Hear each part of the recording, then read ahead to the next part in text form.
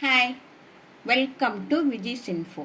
இன்றைக்கி நம்ம ஒரு சூப்பரான ஹெல்த்தியான ஒரு ரைஸ் செய்யலாம். அதுக்கு தேவையான பொருட்கள்: கேரட் திருவி வச்சுருக்கேன், ஒரு கேரட்டை சின்ன சின்ன பீஸாக கட் பண்ணி வச்சுருக்கேன், மஷ்ரூமை நல்லா கட் பண்ணி வச்சுருக்கேன், பட்டை, ஏலக்காய், சோம்புலாம் எடுத்து வச்சுருக்கேன், 4 பச்சை மிளகாய் கீரி வச்சுருக்கேன்.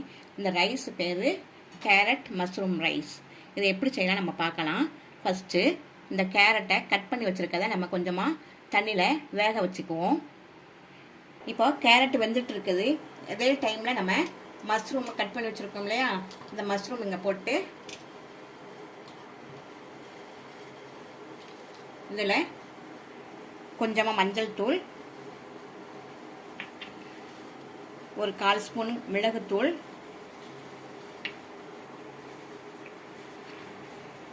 ஒரு 1/2 ஸ்பூன் மிளகாய் தூள், உங்களுக்கு காரம் எவ்வளோ வேணுமோ அதை போட்டுக்குங்க, தேவைக்கு உப்பு, இஞ்சி பூண்டு விழுது ஒரு 1/4 ஸ்பூன் போட்டிருக்கேன், கொஞ்சம் ஆயில் விட்டுடலாம். இதை நல்லா விரவி 10 நிமிஷம் அப்படியே ஊறட்டும்.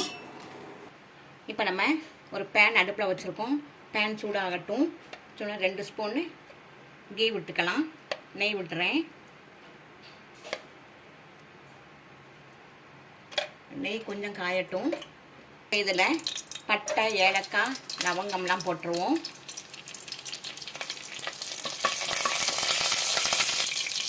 இப்போ பச்சை மிளகாய் கீழ் வச்சுருக்கோம், அதை போட்டுடலாம்.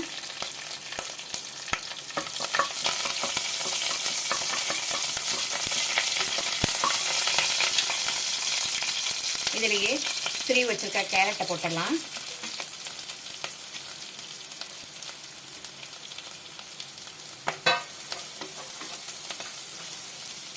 இப்போ கட் பண்ணி வச்சுருந்தோம் இல்லையா கேரட்டு, அதை வேக வச்சு மிக்ஸில் அரைச்சி வச்சுருக்கேன், அதையும் போட்டுடலாம்.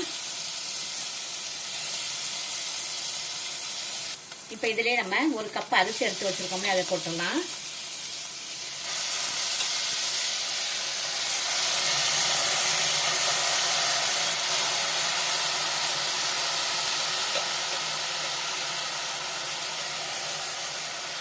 மடங்கு தண்ணி விட்டுறலாம்.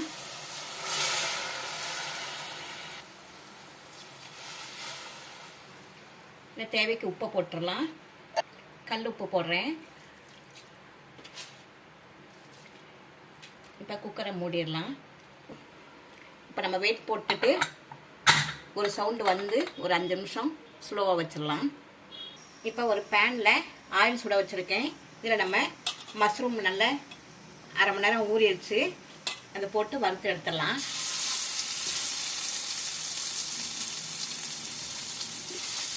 ஸ்லோ ஃப்ளேமில் வச்சு வறுப்போம். மஷ்ரூம் நல்லா வறுத்தாச்சு. இப்போ நம்ம இதை அடுப்பு ஆஃப் பண்ணிவிட்டு இதை இறக்கி தனியாக வச்சிடலாம். சாப்பாடு எப்படி இருக்குது நம்ம பார்க்கலாம்.